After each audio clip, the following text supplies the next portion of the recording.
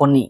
சீக்கிரமே சக்தி பொன்னியை தேடி கண்டுபிடிச்சு சக்தியும் பொன்னியும் சேர்ந்து ஒன்னா வாழ்ந்தா நல்லா இருக்கும்னு நினைச்சீங்கன்னா மறக்காம இந்த வீடியோக்கு லைக் பண்ணி தெரியப்படுத்துங்க.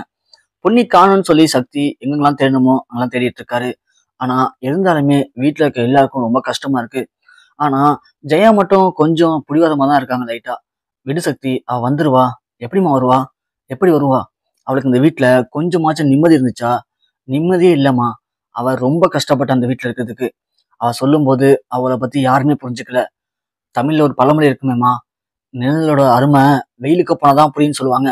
அதே மாதிரிதாம்மா பொன்னி இந்த வீட்டுல இருந்த வரைக்கும் அவ சொல்றதை எல்லாரும் கேட்கவே இல்லை. அவளை அவமதிச்சிங்க. ஆனா அவ இப்போ வீட்டை விட்டு போயிட்டா. இப்போ அவளை பத்தி எல்லாருக்குமே புரியுது. அவ நல்லவ அப்படின்னு எல்லாரும் சொல்றீங்க. ஆனா அவ நமக்கு தேவைன்னு நினைக்கும் போது அவ நம்ம கூட இல்லையேம்மா. அதான் அவளை தேடி பார்க்கறேன். அவளை தேடி தேடி பார்த்து அவ எங்கேயுமே இல்லைம்மா. அதை நினைக்கும் போது எனக்கு ரொம்ப கஷ்டமா இருக்குமா அப்படின்னு இங்க சக்தி சொல்றாரு. அப்பன்னு பார்த்து இங்க உஷா வராங்க. உஷா வந்து பொன்னியை போய் தவறா பேசுறாங்க.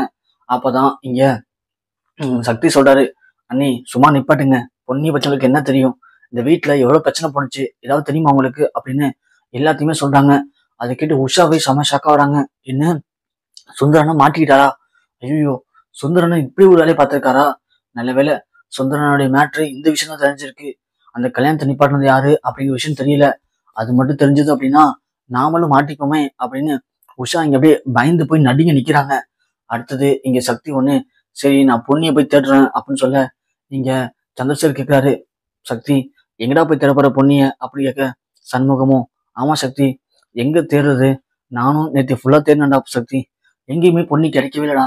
பொன்னி எங்க போயிருப்பா, என்ன ஆயிருப்பான்னு ஒண்ணுமே புரியலடா, ரொம்ப கஷ்டமாகுடா அப்படின்னு சொல்லவும், அண்ணன் என்ன பண்றது, பொன்னி இருக்கும்போது எல்லாரும் அவளை போட்டு ரொம்ப டார்ச்சர் படுத்தினாங்க.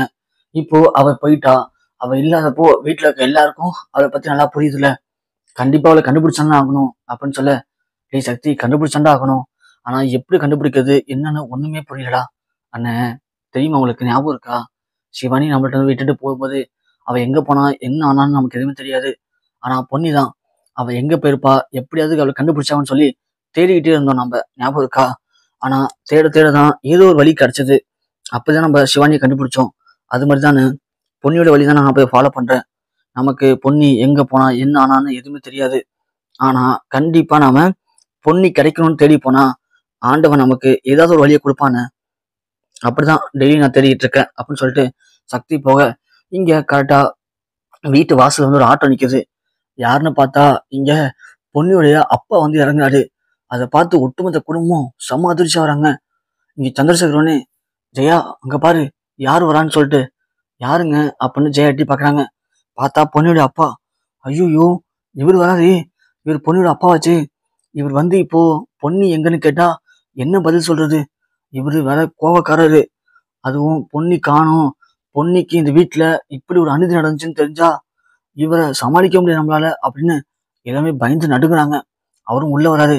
உள்ள வந்ததும், வாங்க சம்மந்தி வாங்க அப்படின்னு சந்தோஷம் கூப்பிட, வர சம்மந்தி, அப்புறம் எல்லாம் எப்படி இருக்கீங்க, நல்லா இருக்கீங்களா? என்ன சம்மந்தி கொஞ்சம் இழைச்சிட்டீங்க போல அப்படின்னு கேட்க, இல்லை சம்மந்தி அதெல்லாம் ஒன்றும் இல்லை. சரி சரி, அப்புறம் மாப்பிள்ள எப்படி இருக்கீங்க? நல்லா இருக்கேன் மாமா.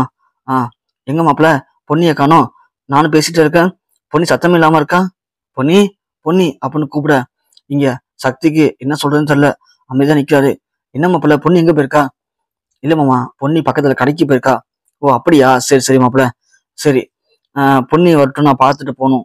எங்க மாமா போறீங்க? இல்ல மாப்பிள்ள, ரொம்ப நாள் ஆச்சா பொன்னியை பார்த்து, அதான் சரி பொன்னியை பார்த்துட்டு போன்ட்டு வந்தேன். மாமா இருங்க, இருந்து சாப்பிட்டுட்டு 2 நாள் தங்கிட்டு போனீங்க இங்க அப்படின்னு சொல்ல, இல்ல மாப்பிள்ள, ஊர்ல வயக்காட்டு வேலை இருக்கு, நிறைய ஜோலி இருக்கு, நான் பொன்னியை பார்க்கதான் வந்தேன், பார்த்துட்டு கிளம்புறேன் மாப்பிள்ள. சரி மாமா, நீங்க உள்ள போயிட்டு குளிச்சுட்டு ஃப்ரெஷ்ஷப் ஆயிட்டு சாப்பிடுங்க, நான் போய் பொன்னியை அழைச்சிட்டு வரேன். என்ன மாப்பிள்ள, சாப்பிடவா?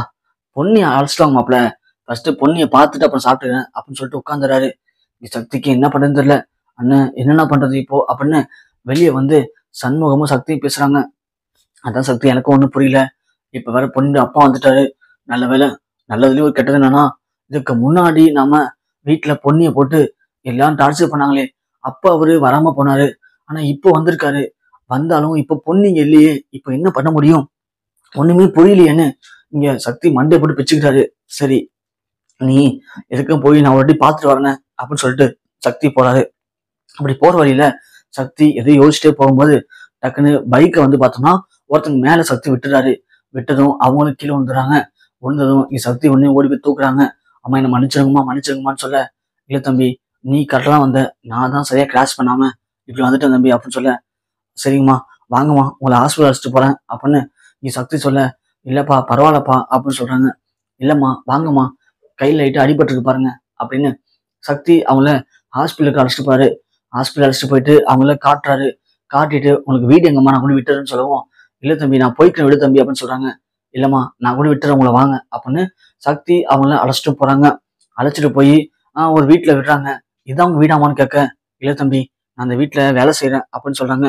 ஓ அப்படிங்களாம்மா, சரிங்கம்மா நீங்க பார்த்து போங்கம்மா, எனக்கு தப்பா நினைச்சுக்காதீங்கம்மா அப்படின்னு சொல்ல, தம்பி திரும்பவும் சொல்றேன் நீங்க பார்த்தா தம்பி வந்தீங்க, நான் தான் கவனிக்காம கிராஸ் பண்ணிட்டேன் தம்பி அப்படின்னு சொல்ல, சரிங்கம்மா அப்படின்னு விட்டுட்டு திரும்பும்போது கரெக்டா வீட்டுக்குள்ள இந்த அம்மா போவோம், கையில அடிபட்டு கட்டுப்படுறத பார்த்து, என்னாச்சுமா என்னாச்சு அப்படின்னு ஒரு குரல் கேட்குது.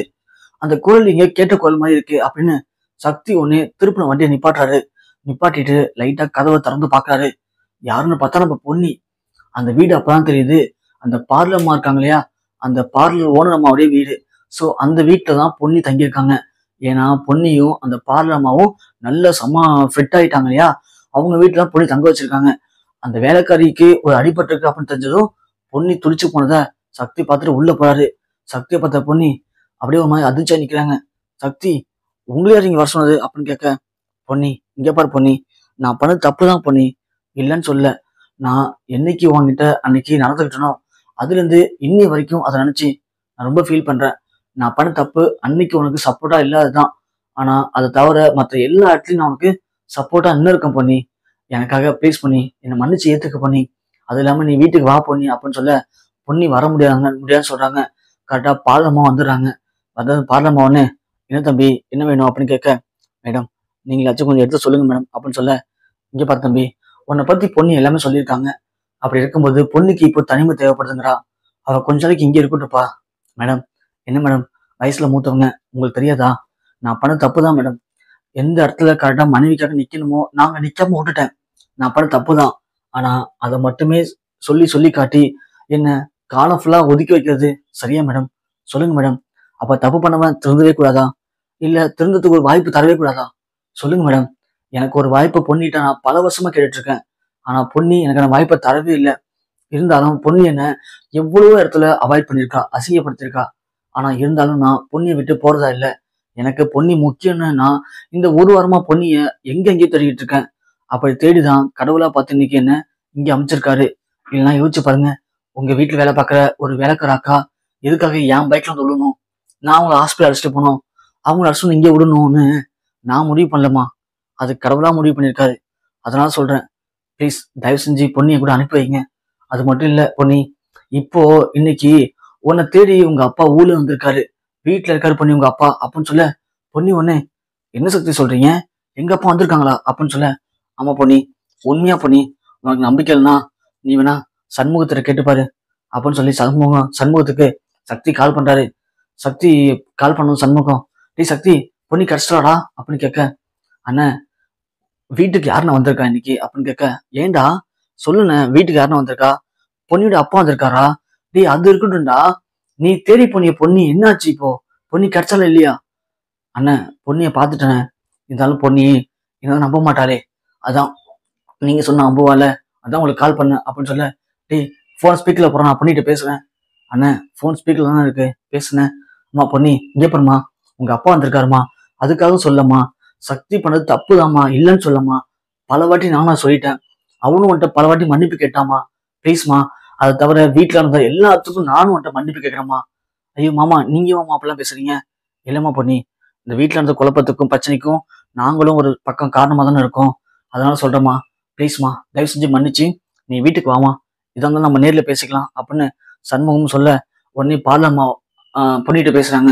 சரி பொன்னி நீ கிளம்பு, நீ போ, உங்க அப்பா வேற வந்திருக்காரு, இந்த நேரத்துல நீ வந்து உன் புருஷனை அசிங்கப்பட விடக்கூடாது, அதுக்காக சொல்றேன், நீ கிளம்பு அங்க போ பாத்துக்கலாம் அப்படின்னு சொல்லி பார்லம்மா பேசி ஒரு வழியா பொன்னிய சக்தி கூடவும் சேர்த்து வைக்கிறாங்க.